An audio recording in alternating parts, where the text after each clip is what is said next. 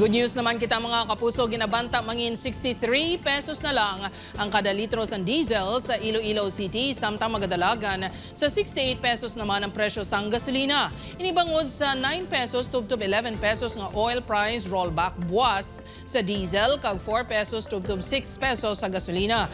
Tubtob 11 pesos naman kada litro ang iganubo sa kada litro sang kerosene. Ini ang mangin pinakamanubo nga presyo sang nagsugo ng gamo sang Estados Unidos kag Iran. Ginalauman naman ang 12 pesos kada kilo nga rollback sa liquefied petroleum gas o kun LPG sa Hulyo.